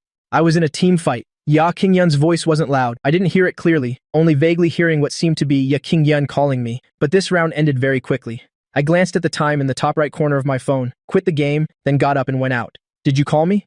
Ya Qingyan held up her mistake notebook. I don't understand these questions. Brother? The girl's eyes were filled with a thirst for knowledge. I raised my hand to wipe my sweat. Wait a minute. I felt thirsty and turned to get an iced Coke from the fridge. Do you want a Coke? Ya Qingyan shook her head. I went to the fridge in the kitchen and took out 2 Cokes, not caring. Whether Ya Qingyan would drink it or not, I placed 1 bottle next to her hand anyway. Wait a bit, my phone needs to charge a little more. Later I'll make a video call and ask someone who's good at studying to teach you. You can teach me too. I choked again. I've forgotten it all long ago. Perhaps feeling that this wasn't very convincing, I pursed my lips and added a sentence. I'm a bad student. Ya Qingyan couldn't help but laugh. I thought you did the exam like that because you already knew how to do it. If I'd known how to do it long ago, would I have needed to wait until the very end to do it? I turned my head away, not daring to look at Ya Qingyan. 2 hours ago, I called Li Zicheng and told him about tutoring Yakingyun. Li Zicheng originally thought when Young Feng said he had a little sister, it was someone he met online. He didn't expect it to be a real little sister. The video call connected. Li Zicheng stared at the phone screen. Brother Feng, where's our little sister? I directly ignored his words. I've sent you the questions. But Li Zicheng is a typical extrovert. It didn't matter that he couldn't see the person. Weren't they still on a video call? It didn't affect his talking. Little sister, what's your name? My name is Li Zicheng. You can just call me Brother Zicheng. Just as Li Zicheng finished speaking, a soft female voice came through. Brother Zicheng, hello, my name is Yakingyun. Why don't they have the same last name? Could she really be Yang Feng's half-sister? Of course, Li Zicheng didn't ask this question in front of Yakingyun. Little sister, wait a moment. Let me look at the questions first. Although Li Zicheng was talkative and liked to talk nonsense, he was still very good at studying. If he hadn't gotten food poisoning during the high school entrance exam and had diarrhea, he wouldn't have ended up in Tam Trung High School. Many teachers in Li Zicheng's family said they would help him pull strings to get into the 14th high school. But Li Zicheng knew I was at Tam Trung, so he decisively refused. But he also promised his parents that in the annual citywide unified exam at Tam Trung, if his rank fell below the top 50, he would obediently transfer schools. Over time, he was dubbed a study god. Of course, since he was a study god, how could he stand my academic performance? It's just that every time he wanted to tutor me, I would always say I didn't have time, that I had to earn money, which made Li Zicheng so angry he could have a heart attack. He never expected that he couldn't tutor me, but ended up tutoring my little sister. Li Zicheng really did have a talent for studying. Although he had forgotten some middle school knowledge, it didn't affect his ability to tutor Yakingyun. Plus, Yakingyun's foundation was already solid, and her talent for studying was no less than Li Zicheng's, so she understood Li Zicheng's explanations immediately. Listening on the side, I was overcome with drowsiness. After listening for a while, I felt that if I kept listening, I would embarrassingly fall asleep, so I got up to take a shower. Yakingyun glanced over and saw me get up. She subconsciously looked up, losing focus for a moment, and didn't hear what Li Zicheng had just said. She was a little embarrassed. Brother Zicheng, I didn't hear you just now. No problem. I'll just say it again for you. There were quite a few questions in Yakingyun's mistake notebook, but for most of them, she could find the information herself, and then look at the answer explanations to understand them. There weren't many questions she truly didn't understand. After explaining the last question, she didn't know what to say to Li Zicheng. But Li Zicheng was never short of things to say. Little sister Yan Yan, are there any other questions? Not at the moment. Li Zicheng called out Brother Feng, but didn't get a reply from me, only hearing Yakingyun's voice. My brother went to take a shower. He went to take a shower? Li Zicheng rubbed his chin, a mischievous idea forming in his mind. Yakingyun didn't know what he was up to, and honestly said yes. This made Li Zicheng excited. Come on, little sister Yan Yan. Tell me, has your brother found a sister-in-law for you yet? Yakingyun said, a little flustered. We're still in school, Brother Zicheng. What's the big deal? Your brother gets several love letters every day. It's normal for you to have a sister-in-law. Although Yakingyun was always focused on her studies before, she wasn't completely clueless about school matters. Their school did indeed have quite a few students dating. She had been pursued by boys before, but one time she told the teacher, and after that, no one confessed to her anymore. Seeing her silence, Li Zicheng changed the subject again. So, little sister Yan Yan, has any boy given you a love letter? Yakingyun had a shy personality, and as soon as Li Zicheng asked that, her face turned bright red. No, there haven't been any. I don't believe you. You're feeling guilty, aren't you? Haha, just tell me secretly. I won't tell your brother. Just as Li Zicheng finished speaking, he saw the video screen shake, and after a beep, the call was disconnected. I ended the call and looked at Yakingyun. Are there any other questions you don't understand? No more. Thinking about what Li Zicheng had just said, Yakingyun felt like she was in class, doing something she wasn't supposed to, and got caught by the teacher. She only glanced at me, then quickly lowered her head, pretending to review her mistakes. I had washed my hair, and water was dripping from the tips of my short hair. Before she could pull her hand back, a drop of water fell onto Yakingyun's arm. I quickly stepped back, used my foot to pull the chair behind me, and sat down. It's almost 10 o'clock. Aren't you going to shower and sleep? You're already malnourished. If you don't rest well, are you going to stay this short forever? Yakingyun awkwardly closed her notebook and glanced at me, hesitantly explaining. Brother, I didn't talk with Brother Zicheng for long. Brother Zicheng? That didn't sound right to me. Don't call him brother. After saying that, I felt my words were a bit cold, so I had to add something. Calling each other brother and sister might cause misunderstandings later on. From now on, just call him Senior Li. The underclassmen girls at school who ask Li Zicheng for help also call him that. Yakingyun obediently nodded. I'll listen to you. Good girl. I nodded in satisfaction. What nonsense did he just say to you? Li Zicheng's mouth can say anything good. Nothing. Yakingyun was always a good girl in the eyes of parents and a good student in the eyes of teachers. Lying was something she had basically never done. She didn't have the guts, nor was she that thick-skinned.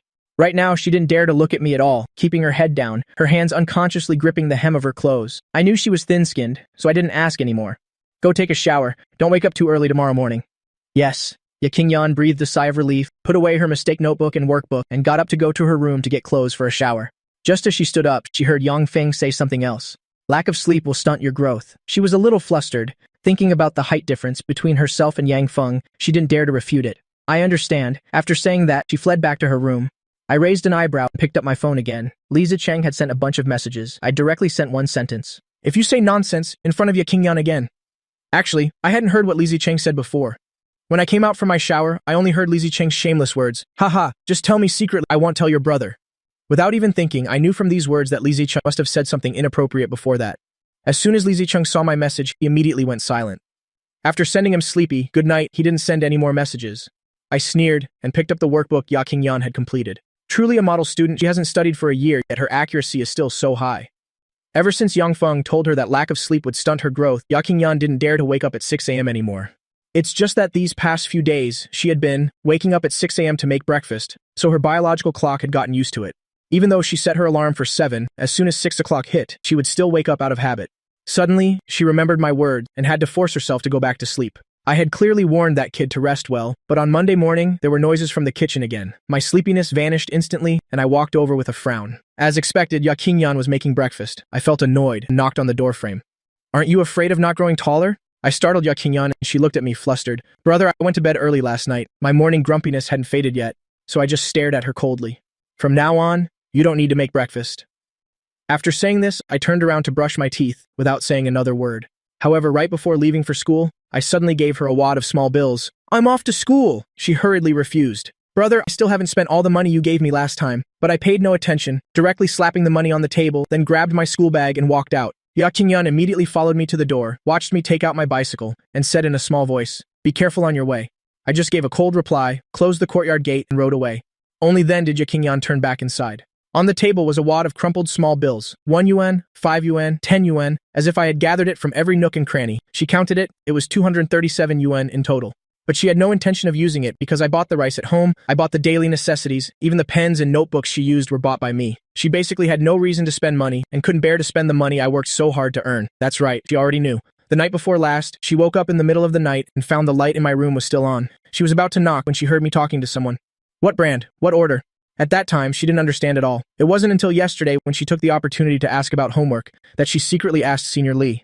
In that moment, she finally understood that I stayed up all night playing games, not for entertainment at all, but to earn money. Right after that, Senior Lee even curiously asked her if I had bought anything expensive recently. Otherwise, why would he be taking so many orders lately? Yakinyan understood immediately. It turned out I was staying up all night, not for any other reason, but because of her. If it weren't for her, I wouldn't have to work so hard. All this money was my blood, sweat, and tears from staying up all night. Thinking of this, a bitter feeling welled up in her heart. She couldn't refuse the allowance I gave her, so she could only secretly put it away, unable to bear spending a single cent. At the same time, I had just arrived at school and parked my bike when that guy Li Zicheng caught up to me with a gossipy look on his face. Brother Feng, where did you pull a little sister from? I glanced at him, too lazy to bother. But he wouldn't let it go.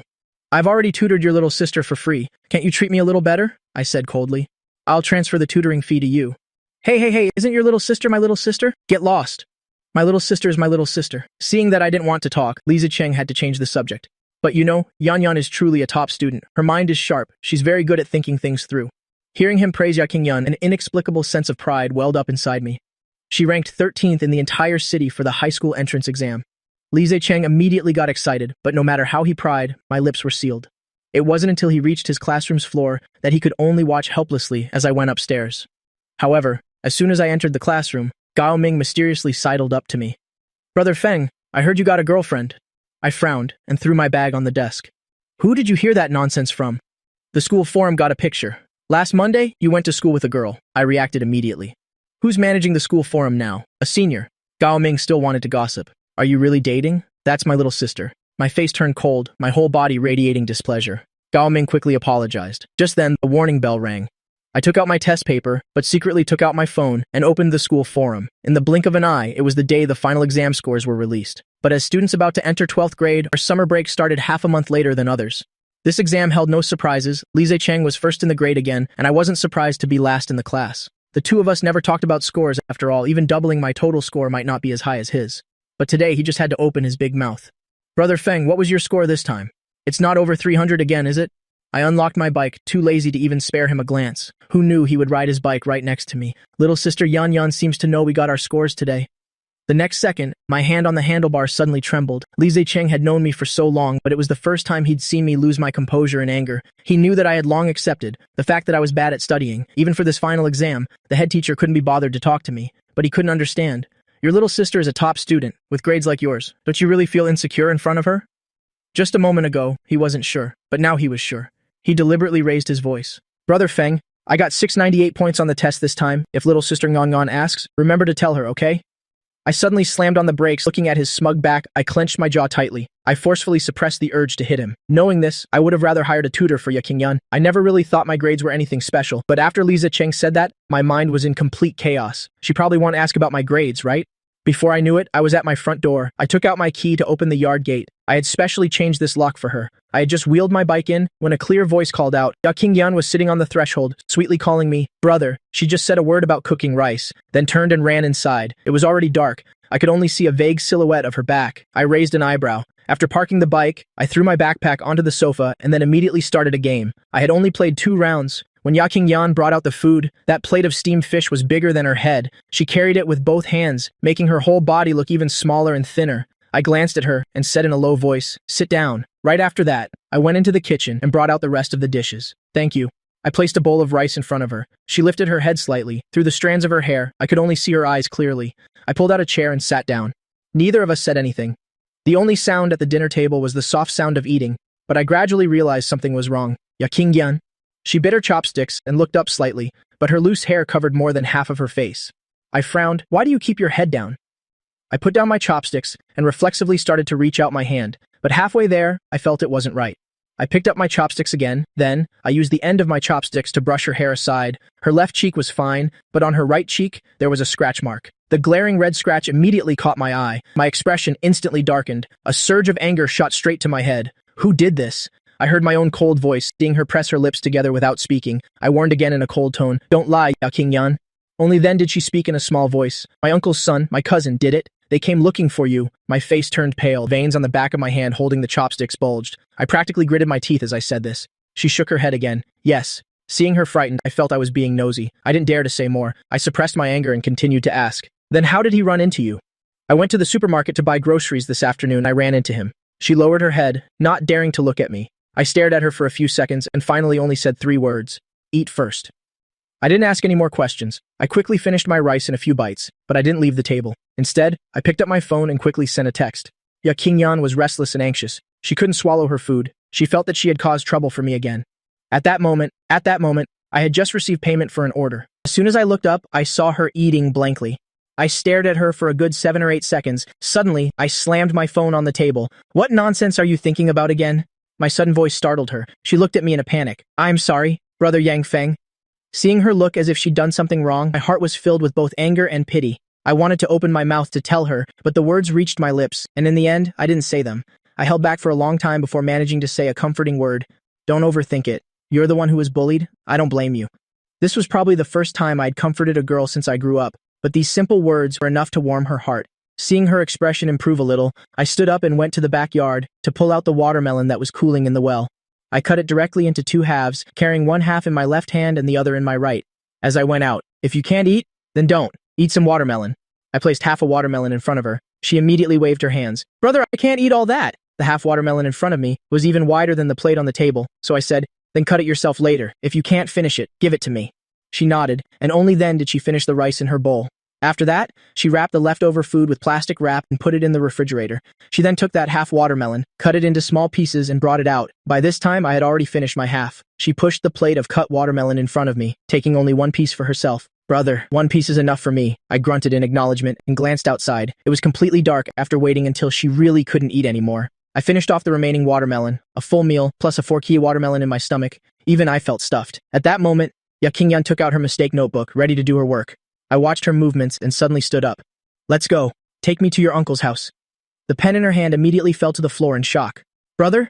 I looked at her panicked expression and explained, half joking, half serious. What are you thinking? I'm just going to see where the house is. If you get bullied again next time, I'll go to their house and beat someone up. Only half of that was true. Because of my personality, I basically couldn't wait until next time. Those scratches on her face were incredibly jarring to me right now. I had painstakingly cared for her for half a month. Her face had finally started to get a little bit of meat on it, and as a result, some damn cousin of hers scratched it up. I could tell he had bullied her quite a few times before. Yakingyan picked up her pen and looked up at me, seriously promising, "I won't let him bully me again, brother." Before, she didn't dare to fight back because she was afraid her uncle would kick her out and she'd have no home to return to. But this afternoon was just an accident. It turned out that this afternoon at the supermarket, she had run into her cousin and her aunt. She was afraid her aunt would see her and come find me to cause trouble, so she only wanted to run away. But unexpectedly, her cousin grabbed her hair. She reflexively covered his mouth, but he scratched her face in return. She was afraid her aunt would see, so she pushed her cousin down and ran all the way home. When she got home, she felt a burning pain on her face and became even more afraid that I would think she was a nuisance. Now, not only was I not scolding her, but I also wanted to vent her anger for her. She was touched, but she wanted even less for me to get into trouble. I looked at her hesitant expression and immediately misunderstood. "Are you afraid he'll take you back?" She hurriedly explained, "That's not it, brother. My uncle's wife is very shrewish. If you mess with my cousin, my aunt will definitely make a huge scene." But I didn't care at all. Being shrewish isn't an excuse for them to bully you. I snorted coldly. Then I started to use moral pressure. "You said you'd listen to me when you first came? It's only been a few days and you're already not listening?" As soon as I said this, her face turned beet red. Under my gaze, she couldn't hold out for 3 seconds and had to stand up. "I'll listen to you." Only then did I look at her with satisfaction. That's being obedient. It was completely dark by now. I walked in front and casually switched on the hanging lamp in the yard. The two of us left the gate, one after the other. The smell of food wafted from the houses.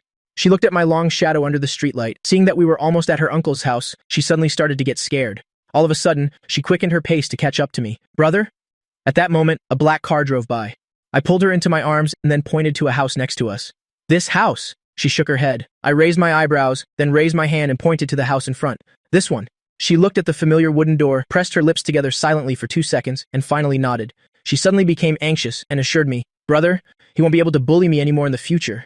She didn't know why, but she just felt that tonight wasn't just about me identifying the house. But I paid no attention, just stared intently at that house, committing it to memory until I had memorized the location. I finally looked away and suddenly looked at her. "Do I look like a delinquent?" She was immediately stunned, her cheeks flushed red with embarrassment. Because the first time she saw me, she really had thought I was an uneducated punk at school. Actually, my appearance wasn't thuggish at all. On the contrary, I was quite handsome and refined. It's just that on that day, the first thing her eyes met when she looked up were my cold, deep eyes. My thick eyebrows were slightly raised, carrying a hint of rebellion and arrogance. That's what made her unconsciously see me as a delinquent. She hurriedly shook her head. Not at all. In her heart, I was just a big brother who was cold on the outside but warm on the inside. If not for her hiding under my eaves that day, I could have completely pretended not to see her. Seeing her reaction, I laughed out of frustration. "Don't worry, I don't have a habit of hitting people for no reason." After saying that, I glanced at her uncle's door again, then turned to leave. "Let's go. Let's go home." She looked at my back, and only then did she react. She also glanced at her uncle's door, then without looking back, she trotted after me. When we got home, I poured a glass of water and said directly to her, "I'm going to my room to play games. Call me if you need anything, okay? Don't work too hard." I walked to the door of my room and heard her words. I was originally going to say, "What's so hard about playing games?" But when I turned back and saw her sparkling eyes, I ended up swallowing my words. She thinks it's hard work, so let it be hard work. Then I dashed into my room. She also started to focus on her homework, even though I was about to start 12th grade in September. I was grinding games even harder now than in the past 2 years. Finally, my best friend Lisa Cheng couldn't take it anymore. "Brother Feng, are you that short on money right now?" I was drinking water. My eyes glanced over the matchmaking interface on my phone, completely ignoring him. The July noon was deadly hot. For more than half a month, I had been going to the book cafe across from school to grind games during my lunch break. Lisa Cheng didn't notice at first. Who would have thought that after playing ball today, he would stop by to buy milk tea and see me sitting right there on the sofa, seeing that I said nothing. He had to change the subject. "Why hasn't little sister Ngon looked for me lately?" Hearing him mention Yakingyan, I finally raised an eyebrow and gave him a warning look. "She's studying on her own." Lisa Cheng wanted to say more, but I directly picked up the milk teacup in front of him and put it to his mouth. "Don't bother me while I'm making money." And so, Yakingyan had been systematically studying at home for half a month. Half a month passed. I realized this kid wasn't coming to bother me anymore. Her mistakes became fewer and fewer. She understood basic questions just by looking at the explanations until the end of July. Her mistake notebook was once again filled with notes. On the day my summer vacation officially began, she finally came to me with a stack of exam papers. "Brother Yang Feng, this is my test result for this week." I was drinking water. My first reaction was that she wanted to ask a question again, but after she finished speaking, she just stood there looking at me. 2 seconds later, I suddenly understood. She was asking me to check it. I took the stack of exam papers, feeling a bit strange. She sat on the chair I had specially bought for her, the ceiling fan above whirred, but her cheeks were hot and flushed. This was the first time I had acted as a little teacher. I originally thought I would just glance through it, but who knew? As my eyes scanned the scores on each test paper, a storm brewed in my heart. 2 minutes later, I put down my glass of water, thought for a long time, and could only squeeze out one sentence. Ya Qingyan, you're going to pass. She immediately lit up with joy. Her eyes sparkled brightly. Really? I straightened the test paper and added, Tam Trung High School is just an ordinary high school. Even I got in. You'll definitely get in. Who knew she would look at me seriously and say, you're also very good. Just this one sentence made my cheeks flush instantly. I quickly looked away. I'm a bad student. You're very good at games. Her words were completely sincere, without a hint of flattery, but the next second, I saw her eyes dim. I only know how to study. Hearing the disappointment in her voice, I blurted out, at this age, knowing how to study is already very good. Then, I suddenly remembered her almost ascetic study schedule, 24 hours a day. She slept for 7 hours, and studying took up 10 hours, so I ventured to ask her, we have a day off tomorrow, want to go out and have some fun? I originally thought she would happily agree. Who knew she would shake her head? The test is on Monday, brother. You've studied for so long. These 2 days won't make a difference. But she still shook her head. She even pursed her lips and asked carefully, Brother Yang Feng, could you ask Brother Zisheng to come help explain my mistakes to me? This time it was my turn to be surprised. I had no choice but to agree. I'll tell him to come over tomorrow, thank you. A radiant smile immediately appeared on her face. I then thought of my own final exam scores for no reason. For the first time, I felt a little guilty. Without saying more, I immediately called Li Zicheng and asked him to come over tomorrow. After hanging up, I specifically warned him on WeChat, keep your mouth shut tomorrow. As a result, Li Zicheng immediately replied with a sly emoji, followed by a line of text. Don't worry, Brother Feng. I absolutely won't say anything reckless. I knew with one look that this guy was definitely up to no good tomorrow. I put my phone down and looked at Qingyan, who was engrossed in her book. She knew Li Zicheng was coming. The dimples by her lips were faintly visible. Clearly, she was very happy. Looking at her like this, how could I bring myself to tell Li Zicheng not to come? Early the next morning, I woke up unusually early. Qingyan had just finished washing her face when she saw me come out of the hallway, her face filled with surprise. Brother, you're up so early today? After all, it was only 6:15, and I usually got up at 6:45 on the dot. With my messy hair, I yawned, my voice hoarse. Aren't you afraid you won't grow taller? Her ears immediately turned red. I just woke up a little early today. Of course, I knew she lost sleep because she was worried about the exam. The porridge wasn't ready yet. The two of them sat in the living room in a stretch of silence. Just as she was about to take out her English dictionary to study vocabulary, I suddenly spoke. Do you know what the foundation of effort is? She was stunned for a moment. What is it? I stared at her and said word by word, a healthy body, go change into your sportswear. I'm taking you for a run. So yeah. Qingyan turned and went to her room to change. She didn't have any sportswear before, until last week. When I suddenly stuffed a bag into her hands, inside were 3 new sets of clothes, a dress, a casual outfit, and a white sportswear set. I had torn off the price tags long ago. She couldn't pay me back even if she wanted to. Although the size was a bit big, she believed she would still grow taller. Just 2 days ago, I brought her 2 more new sets of clothes. The sizes were a much better fit. At this moment, she came out after changing, and my train of thought returned. I was already in the yard, turning my head to look at her from my bike. Do you dare to stand on the back? This mountain bike wasn't originally meant to carry passengers, but I had specially asked someone to weld on 2 tiny foot pegs. She didn't hesitate, and nodded. She held onto my shoulders and stood up. Hold on tight as soon as I finished speaking. With a push of the foot, the bike shot forward. The early morning breeze brushed against her cheeks. It's been a long time since she felt so relaxed. Suddenly, she called out to me softly. Brother, I thought she was tired. I was just about to say we were almost there, but unexpectedly, she shook her head and said in a very serious tone, when I get into university later, you'll definitely work hard and then earn money for you to get married. I was immediately speechless. I thought to myself, this kid really overthinks things. I pedaled the bike steadily. My voice was calm. Going to university is fine. Earning money is also fine. I paused for a moment, then I changed the subject. Yeah, Qingyan, I know how to earn money myself, so you don't need to worry about it at all. She immediately got a little embarrassed. She wanted to say something, but she couldn't get the words out. I could see her dilemma. I knew she wanted to say thank you. Soon. We arrived at school. There were few people in the morning. After I registered, I took her to the sports field. The entire sports field was empty. It was just the 2 of us. But after running not even half a lap, I noticed something was wrong. I had deliberately slowed down to wait for her, but she still couldn't keep up, gasping for breath. Brother, you go ahead and run. I'm very slow. You don't need to wait for me. I stopped in my tracks and turned around, staring at her. How long has it been since you exercised? Her gaze flickered away. She lowered her head, a little embarrassed. More than a year. My heart sank. The high school entrance exam includes a physical test. The amount of exercise in middle school couldn't have been small, but after getting into high school, her life became nothing but endless labor, plus the huge shock of her parents passing away one after another. It was only then that I learned. She was passed around among relatives' houses, not eating well, not sleeping peacefully. It turned out, she only started her growth spurt in the 2nd semester of 8th grade, but she hadn't grown much when her parents had their accident. Therefore, she's only 1.53 meters tall now. Thinking of this, she suddenly bit her lower lip hard and tried to run a full lap. As a result, after 1 lap, she was completely out of breath. Seeing this, I immediately told her to stop. Don't run anymore. If she kept running, this kid would probably pass out right in front of me. Just as she was about to sit down, I suddenly spoke up. Don't stop either. Just walk slowly for 1 lap. Her legs were clearly giving out, but she still suppressed her gasps and walked forward step by step. It wasn't until half a lap later that she finally recovered, so I told her to walk slowly on her own while I started running again. I looked at this silhouette with an indescribable feeling in my heart. In the blink of an eye, it was 7:30 when we got home. On the way, her stomach rumbled, her face immediately flushed red with embarrassment. I pretended not to hear and just sped up on the bike. But not long after we finished breakfast, there was a knock on the courtyard gate. I knew it was Lisa Cheng as soon as I heard it. "They'll go get the door," Ya Qingyan guessed it too. She immediately lowered her head and finished the last bit of her porridge, cleaned up the dishes, and went into the kitchen. This kid, Li Zicheng, rode his bike over. His house isn't far from mine, less than 5 kilometers. It's a place he often visits. Who knew he'd start yelling as soon as he entered? "Brother Feng, when did my door get fixed?" I couldn't be bothered with him. Instead, I grabbed his backpack. "What did you bring a backpack for?" He giggled, with a mysterious look on his face. "It's my first time meeting Sister Ya Qingyan. I have to bring a gift, right?" "What gift?" I tightened my grip, forcing him to stop completely. Only then did he confess honestly. "It's books. Didn't you say she likes to read?" "I have a lot of books at home. I just picked a few for her." After hearing that, I finally let go. Letting him inside, I parked his bike properly myself. Then, I closed the courtyard gate, walked past him, and went straight into the house. As soon as I entered the living room, I didn't see Ya Qingyan anywhere. The dishes on the table had been cleared away. I immediately guessed she must be in the kitchen. Just then, Li Zicheng came in after parking his bike. He looked around with a puzzled expression. "Brother Feng, where's Sister Ya Qingyan?" "Who knew?"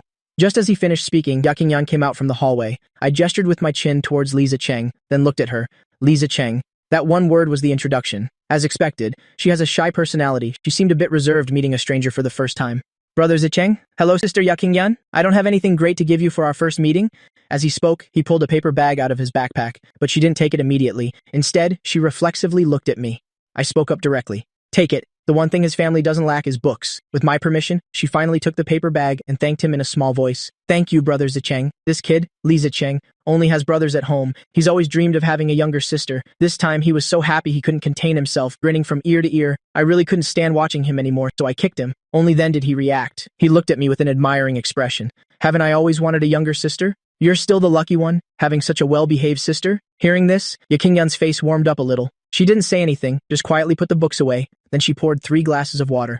One for me, one for Li Zicheng. Seeing this fair action of hers, I was very satisfied, so I sat and chatted for a bit to make her feel less awkward. Only then did I go take a shower.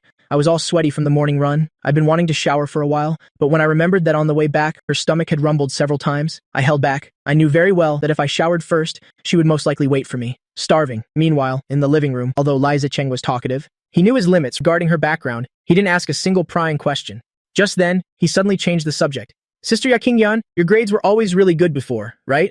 She has an introverted personality. Hearing praise made her a bit shy. Her cheeks flushed slightly. Not that good, but Li Zicheng didn't believe it at all. He was looking down at her error notebook. "How could that be? When I was tutoring you, I realized your foundation is very solid." After saying that, he lowered his head and continued to study it. He suddenly raised his head to look at her. "Do you know how I can tell?" Ya Qingyan shook her head curiously. "I don't know." Li Zicheng smirked and then got to the main point. "Back when I used to tutor your brother, I even had to help him flip through the book to find the concepts." He changed the subject, directly exposing my past. "Sister Ya Qingyan, you probably don't know, do you? Your brother is a genuine bad student. He finally got a chance to embarrass me. Of course, he wouldn't let it go. Do you know what score he got on the final exam this time?" Ya Qingyan blinked. "Brother didn't tell me?" "Of course he wouldn't dare tell you," Li Zicheng said with a gossipy look. But Ya Qingyan replied innocently.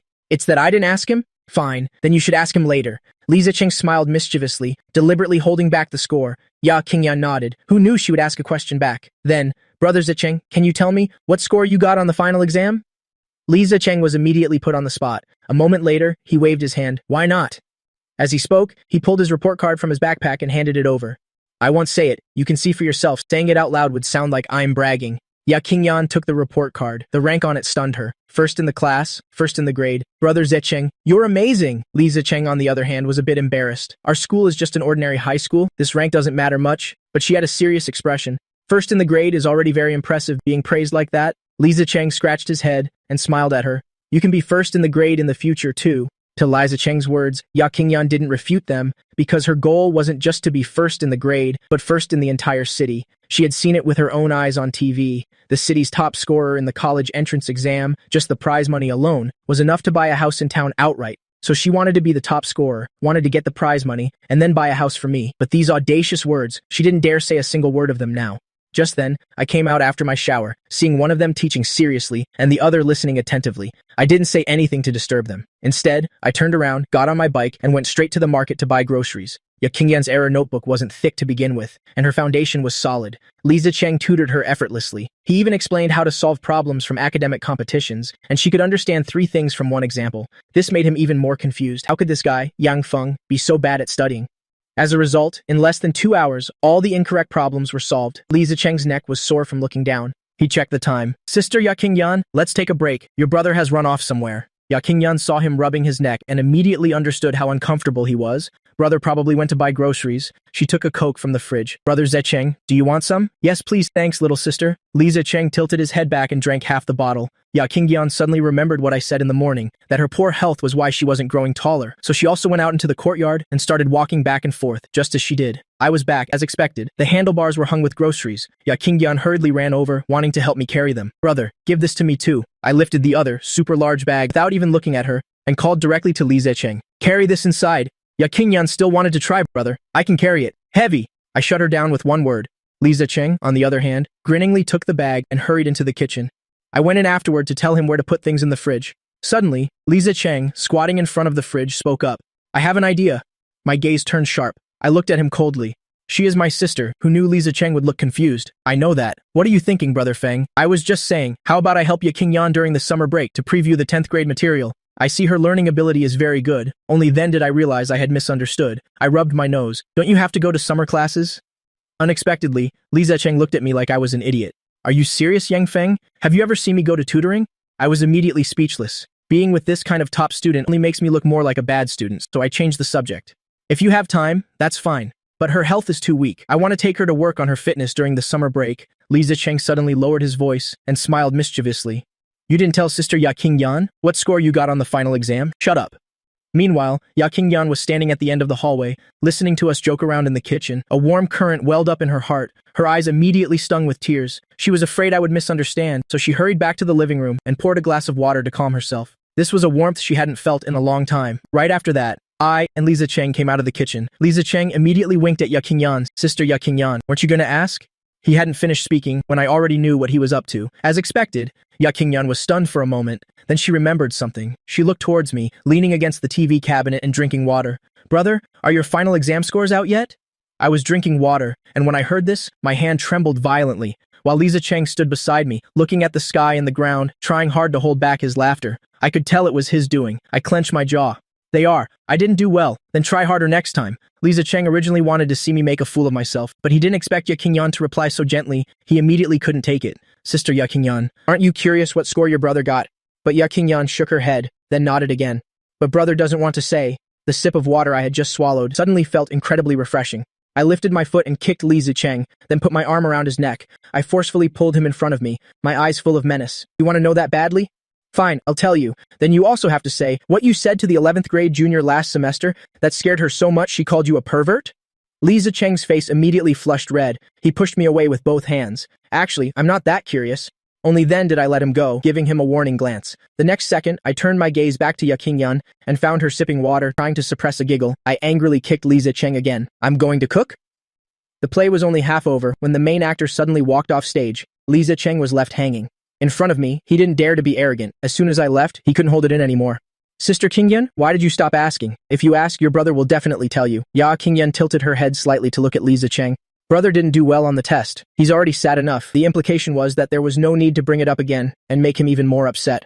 Li Zicheng understood. He clicked his tongue. Suddenly, he felt a sour taste in his mouth. Why didn't his parents give him such a considerate and adorable little sister? Brother Zicheng, can we take a little break? I want to go help my brother cook.